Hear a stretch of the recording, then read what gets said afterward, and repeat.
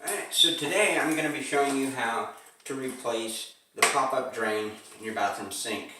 Now, you're only going to need a few things for this. Of course, you're going to need the new pop-up drain, maybe a pair of adjustable jaw pliers, a regular set of pliers, and you're definitely going to need some plumber's putty. Alright, the first thing we need to do is get underneath the sink and take the old one apart. Alright, so the first thing we need to do is get back over here, and up behind here you got the lever that comes in to move your pop-up up and down, and there's a nut back here. Usually you can just unscrew it by hand, but just in case, that's what we have the pliers for. And we take that out and just move everything out of the way, and then next we're going to loosen this section of pipe right here. Usually this stuff is only hand tightened, so when you put the new one in, you're only going to hand tighten it. So loosen that one, and I'll loosen this one. That way we can move this piece down out of the way and spin the whole thing off over to the side, get it out of our way. And let's go ahead and take off here. We got a little rubber washer in here inside the nut. Now we have a nut up here, and we need to take that nut out. We need to loosen it, that way we can unscrew the top side of the drain. So for this, we're going to use these pliers right here.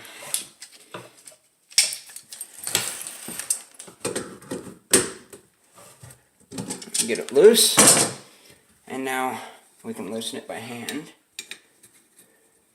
So for this part, we want to remove this centerpiece. So we just got this little top ring right here that threads into the pipe that comes up from the bottom.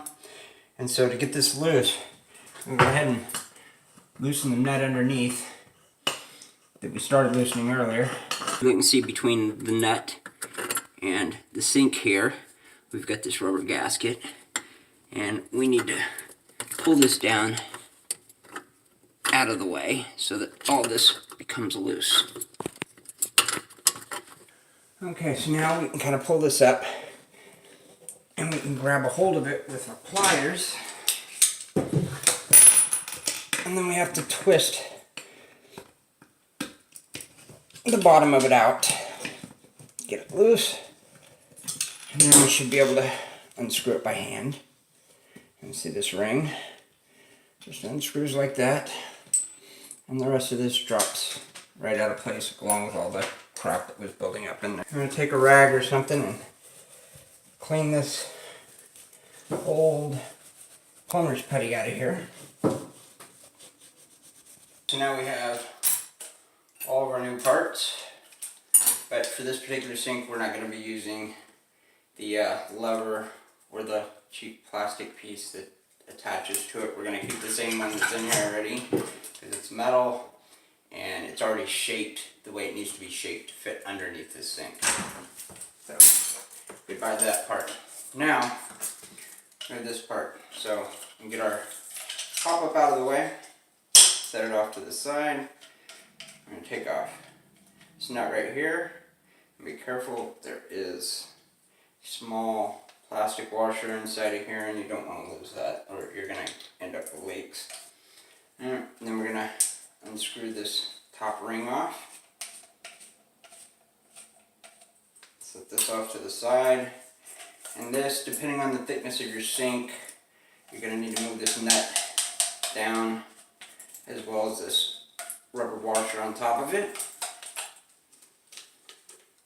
to where you can bring it up from underneath the sink, and it's just low enough to where this will catch back on it, and you can tighten it down, and then you can bring the bottom one back up to tighten it to where it's not going to leak anymore. Okay, I'm going to take this plastic blue covering off. That's all nice and shiny. Now this is where this plumber's putty is going to come in. So we're going to take some of this plumber's putty.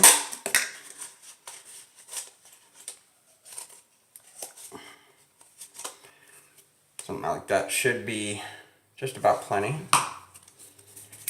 I'm going to roll it out.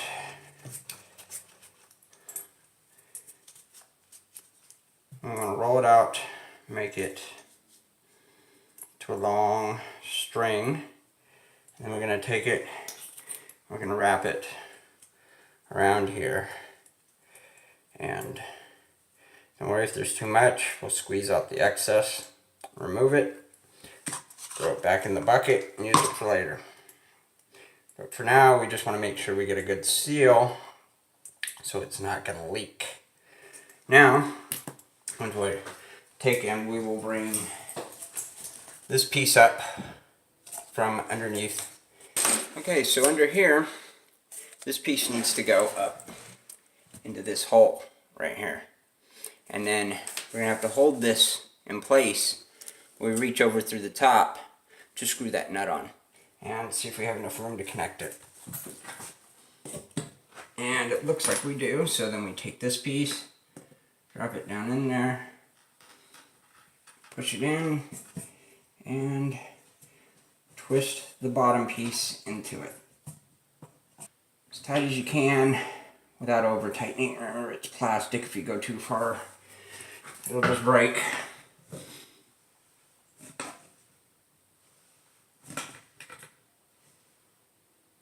Alright, so now we've got that tightened down into place. We can remove this excess plumber's putty from here. We know we got a nice good seal in there. Let's throw that back in the bucket. Save it for the next job.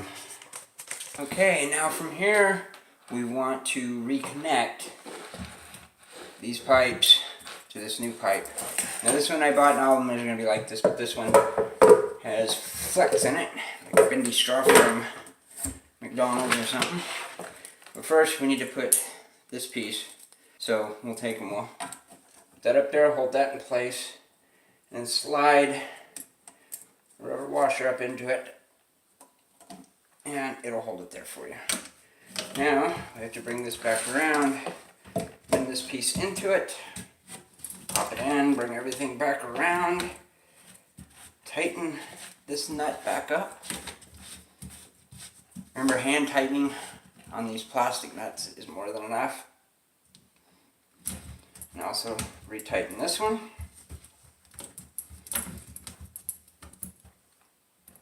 And then make sure all the other ones are good and tight. Make sure that this hole right here is turned toward the back of your sink, so that this piece can go into it like that, and that lever, or that piece of metal hanging down, is going to hook into that and allow you to open and close your valve with that. So we install our stopper and our stopper lever. Remember, when you took this part off, I said you don't lose a little plastic washer inside right here. So basically this is going to go over the long end, and this is going to go over that. And next, when you're putting this in, you're going to have to feed this in from underneath while you drop this in from the top. You want to make sure you get that into that hole right there.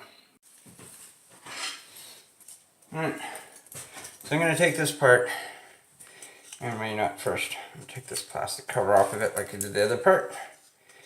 And make sure that it's going to nail on it like that. You want that part where your hole is towards the back, so it's easier to catch on. And so what we're going to do is we'll hold this into place about right there, until where we can feel when we hit here with this from underneath, because I'm not going to be able to see both at the same time. So we'll drop this in, and then I'll go underneath. I'm going to take and just make sure that's right there on the edge of the hole so we know where we're going. And I am now dropping the other piece down, but I'm holding it. And I can feel it hitting the tip of the lever here. So I'm going to pull the lever back until I feel it slide down. Find the hole, make sure it's in there. Move the lever up and down, make sure it opens and closes. Pull on the stopper, make sure it doesn't come out. Everything's good. Now we just hand tighten this nut. Make sure it's good and tight.